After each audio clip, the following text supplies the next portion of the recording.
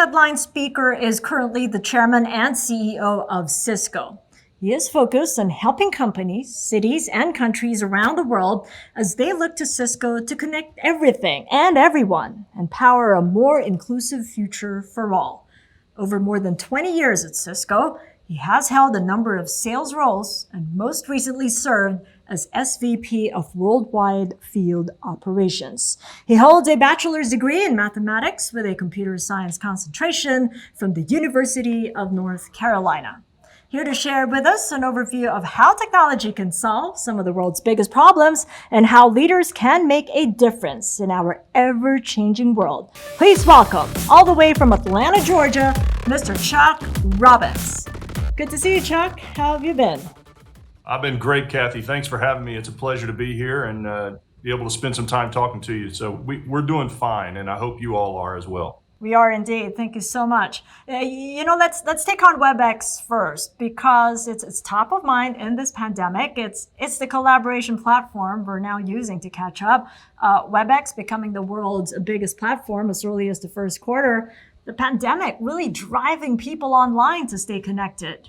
How are you managing to support the added capacity as volumes tripled? And how is your portfolio of solutions built for corporate customers just meeting demand for increased security and privacy?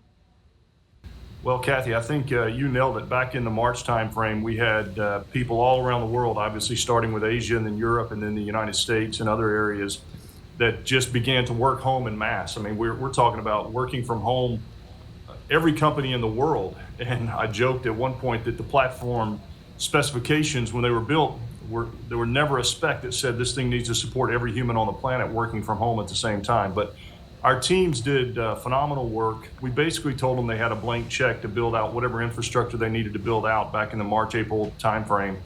And, we were peaking at over 500 million meeting attendees per month. And I think it's been sustained and maybe even gone up since then. So this is a technology that I think is going to be used not only while we're working from home, but as we return to the offices.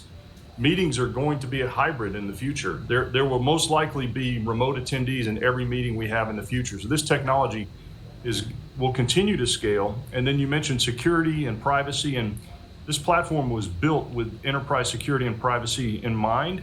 And then as many of our customers also went to work from home, our cloud security solutions and many of our endpoint security solutions, network security solutions, all of those have played a real pivotal role for our customers and been able to manage this transition. Well, how are you carrying on in this transition, working from home? You're in Atlanta, Georgia now. Well, I have family here, so we've been here for a few weeks and I'll be back in California. But obviously I'm an example, much like everybody else. You can work from anywhere at this point. And so I'm holding up, but I will tell you that I know that our employees, we've talked a lot about this style of work. It seems to be even more stressful on our employees than being in the office. And so we've been encouraging our employees, and I've been doing the same thing. You have to find time for yourself during this particular period, because you can find yourself, because it's easy, sitting in front of a screen from early in the morning till late in the evening because you're home and that's where you work. And so we've been trying to encourage our employees to block time during the day. I talked to our chief people officer yesterday at about 2 p.m. her time, and she had actually taken a break and gone out for a run in the middle of the day. And I think those kinds of things are what people need to do to just break it up a bit right now, because it is intense. It's very intense. I know that you've got about 75,000 employees. I understand, as you mentioned earlier, you've got those in the offices where they need to be, in labs, building the hardware, and you've also got your supply chain teams, frontliners all. How are you keeping them safe in an environment where you have to build out to serve your customers and partners?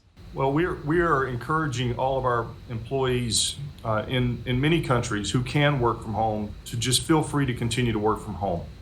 That's actually not necessarily the most effective solution for a lot of people if they have elderly parents at home, or they're dealing with small children. But we're trying to give people optionality. In some countries, we have made the decision we're not going to come back this calendar year.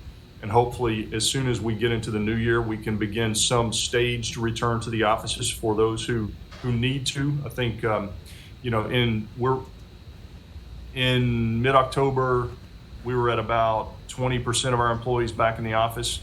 And in the office, we're doing all the things that everyone is doing, really deep cleaning protocols, social distancing, masks required, all the things that I think are standard practices now for how to navigate the pandemic. But the other thing I would highlight is we're staying very focused on our employees' mental health, because it's a very stressful time. And whether you're an employee working from home and you're isolated, or you have elderly parents and you're worried about them becoming infected, or you have small children who are trying to balance school and virtual school or in-person school, it can be a very stressful time. And then you lay that on top of what we talked about earlier, where these days can be certainly intense. And so we're just trying to stay very close to our employees and communicate frequently and openly, and just try to take care of them the best we can. Yeah, happy that you mentioned that frequently, but how frequent? I mean, how are you doing it? This sort of connection virtually with all your employees, just to keep everyone sane. Yeah, the first 3, 4, 5 months, we were doing it every week. And we had an hour-and-a-half check-in with our employees every week, and we had doctors on who were really educating our employees about what was going on, because the pandemic was new. We were trying to understand what were the risks, how did you avoid it, and then as we got into it, we would talk about testing and therapeutics and vaccines situations, and we've had mental health experts on, and we've had, and then obviously in the United States, we experienced the George Floyd murder and others, and then subsequently needed to talk to our employees frequently about issues around social justice. But recently we've gone to every other week. And so we're doing these twice a month right now for about an hour and a half. And we're really also trying to pivot them away from just talking about the pandemic, because there's a lot of business that needs to be done. So we have a real balance of what's going on with our people, what do we need to do for you, and then what's going on in the business from an innovation perspective, what our customers working on. And then we always just open it up for Q&A. So we're trying to stay close, and we'll continue to do that as long as necessary. Does that help you as well, as a leader, wanting to hear from them and them hearing from you? I think it does. It's been really interesting because we're all working from home. So our employees see all of the leadership team in very informal environments. And so there's always a lot of humor about people's backgrounds. You can tell I protect mine. But there's always comments about artwork or, photos or changes in the background. Hey, there's a new painting there, or it's really ironic. So it's created this sense of informality. And some of our employees even said we're further apart physically, and it feels like we're closer as an organization. So it's been an interesting lesson in psychology, I think, this year relative to how our employees feel about sort of getting into the homes of the leadership team. So. If any, Chuck, COVID-19's taught Cisco to be a tad nimbler. It's forced a rethink into the significant transformation you've already taken on before the pandemic. And you're now wanting to transition a big chunk of your portfolio to an as-a-service consumption model. So how is this plan coming along of focusing on software, services, and subscriptions? Well, if you go back to when I took over as CEO, Cisco had just over $3 billion in subscription and SaaS software. We ended our last fiscal year in July with $10.5 billion of subscription and SaaS, which is no small feat for a hardware company. We told Wall Street in 2017 that we would exit 2020 with 30% of our revenue coming from software and over 50% coming from software and services. We achieved both of those at the end of fiscal year 20, so we've made that progress.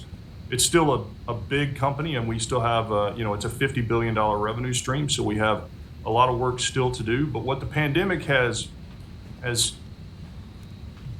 created is this opportunity to actually accelerate it, to your point.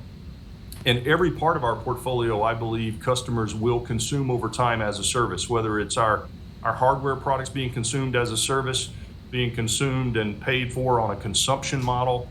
And we'll continue to add more and more software capabilities, both organically and inorganically. So I think it's just going to accelerate what we had already begun, which is probably the case with a lot of companies. You're a global business. I mean, how much uncertainty do you think is there still for customers 3 quarters on, and the way they think about what it's going to look like 90 days from now or maybe 6 months, given as economies are still trying to get back on their feet? I think it's very specific to industries, geographies, and every customer is a little different. So if you're in the pharmaceutical business right now or in the packaged food business right now, you're probably doing very well. If you're an airline, you're struggling. And so I think that what we saw is, this initial surge with our customers to be able to work from home effectively with all their employees. And then, as I thought we would see, we saw a bit of a pause where our customers stepped back and said, okay, in light of what's going on, what are the things that we need to reprioritize in our IT projects or any of our initiatives as an organization? And then companies began to move forward on implementation. I think our customers are getting to a point where they believe that we don't know how long this is going to last. And so stopping until it's over is no longer an option. So I think customers are going to begin to move and do the things they can do in light of what's going on. And I think also just preparing for this hybrid world that we're going to live in going forward. So it's a very interesting time. And I think this pandemic and what's happened around the world this year has certainly had all of us as leaders step back and reassess our strategies and how we need to deliver our products and solutions to our customers, and we're no different.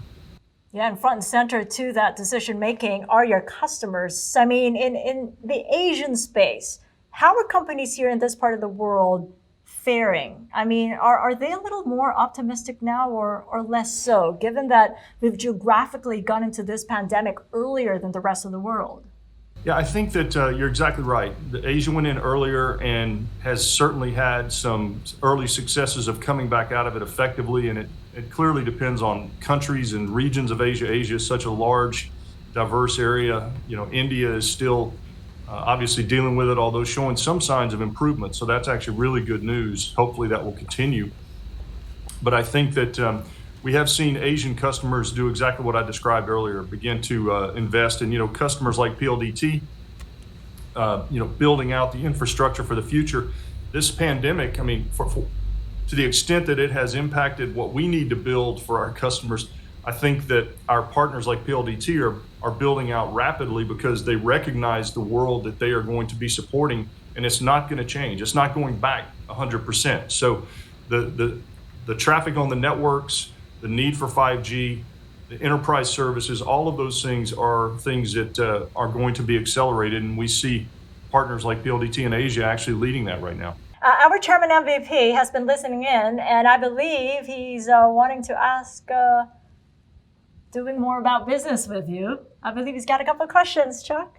MVP, please go ahead. I'd like to begin first of all to thank Chuck for agreeing to be the principal speaker for our digital conference or convocation this year. Thank you, Chuck, for joining us and, of course, for this interview and for all the work that you and your people are doing for our, to modernize our transport network. Work has been ongoing, and I think I can safely say that we have the best network, both fixed and wireless network in the country today. So thank you to Cisco for helping out. Manny, I really appreciate the opportunity to spend time with you and your customers and others. And, we've had a great partnership from the very beginning.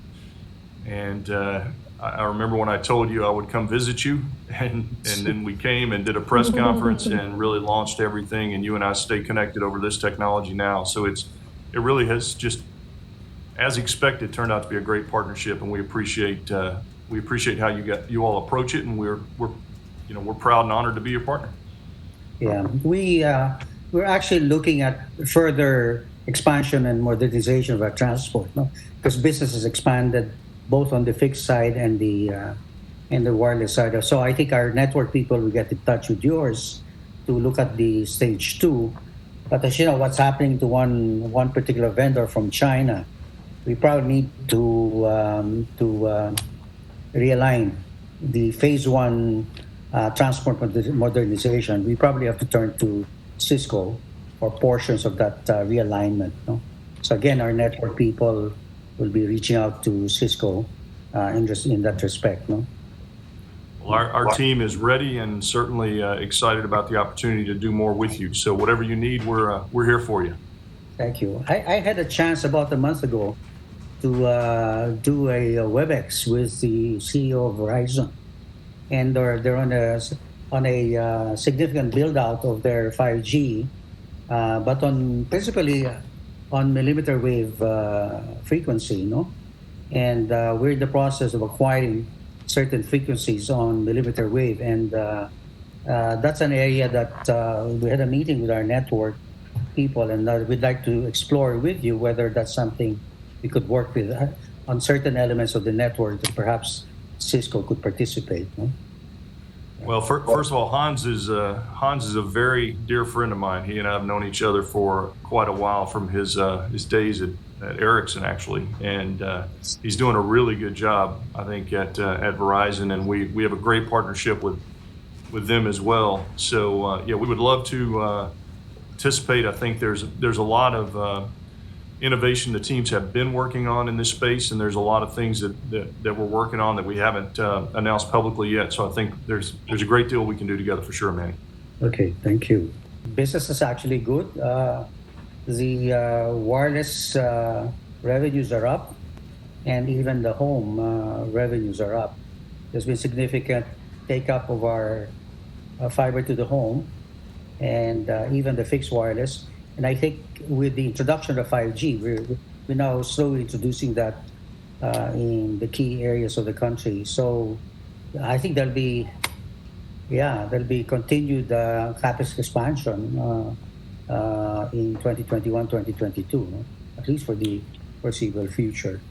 Look, the pace at which you are already building out and the pace to deliver new services has only been, I think, accelerated due to what we've seen over the last 6 to 8 months, and I don't think it's going to go back. So I think you and I both know that the capacity you're going to need and the speeds that people are going to expect. And I think that one of the most interesting things about 5G is that we have yet to see the innovation that gets built on top of it once the low latency bandwidth becomes available. If you remember when the first iPhone came out, there was no application ecosystem, and then just look at what's happened since. And so I think the innovation and the creativity that we're going to see once this gets out there is going to be super interesting, and we're excited to be a part of it. It's been a pleasure listening to you both. Just a meeting of minds there. Chuck, it's been a pleasure. Thank you so much for joining us. Chuck Robbins, Chairman and CEO of Cisco, and Chairman Manny V. Pangilinan of PLDT Smart. Thank you. Thank you, Manny. Thank you, Kathy. It was great to be Thank with you, you. Chuck. Thank you so much. You too. Thank you. Well, there you have it, a meeting of the minds of the world's technology leaders from Manila to Silicon Valley. Nothing could quite bring us so much closer than digital technology and share all that optimism amid this pandemic, all the more made indispensable, reminding us of the reason for being for our customers and our partners.